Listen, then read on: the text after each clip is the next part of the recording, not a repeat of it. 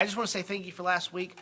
We had to rewrite curriculum because the way we do it is 2 weeks out we write curriculum, and then the week of Tuesday, Wednesday, and Thursday we start lining up where Pastor Joby's going and his sermon notes and the curriculum, and we just realized there wasn't a lot of it just didn't really connect. So we decided to rewrite it, and we know that if you have a group on Sunday that we stressed you out, but we know it's our job to get the best curriculum in your hands, and so thank you for being patient.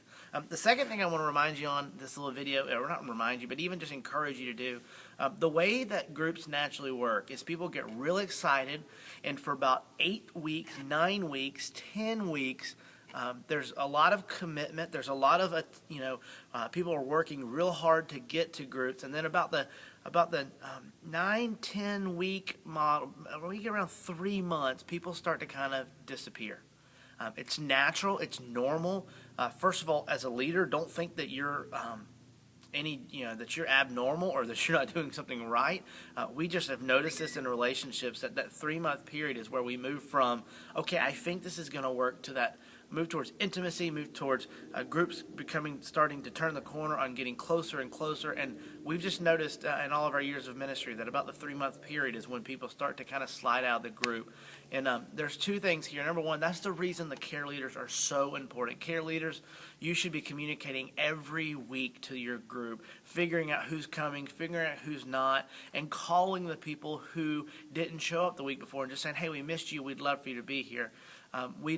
Here's what we need leaders to do. We need you to kind of go back through your group and call the people who haven't been there in 2 or 3 weeks and just have a conversation with them. Tell them you love them and you'd love for them to be back. And if it's not the right season for disciple groups, then bless them and encourage them that when it is, to join back up. But just an encouragement. In 3 months, it's time. You need to start doing the calls and checking in and seeing how everybody's doing. And know the people who are sliding away, this may be the best opportunity to kind of call them and go, hey, we've missed you for the last 3 weeks. And it may just be what they need to show back up. The third thing is this. Just a teaser. I'll tell you more about it in the future. The first weekend of June, we start a series called Restore. And it is going to be a huge series in the life of our church. We're going to be kind of unveiling some future hopes and plans and dreams of what we feel like God's beginning to stir in us here. And so I just want to encourage you, the first weekend of June 2nd, that Sunday, Baptism Sunday, it's going to be a big weekend. And I want you to go ahead and start feeding your group about the importance of the weekend. And I'll make sure I tell you a little bit more about that as we get closer. Last thing is this. I want to make sure that when we dig in the curriculum, you kind of hear our hearts of what we're doing and why we're going there. This weekend from the stage, Pastor Joby is going to talk through kind of the second big picture of pride in Acts. Remember a few weeks ago in Acts 12, Herod had pride. Herod had this pride in who he was, that he actually ended up paying the price of his pride. Well, in Acts chapter 15, where we're at this weekend, Paul and Barnabas kind of get set up on the same pedestal. They get called Zeus. They get called God.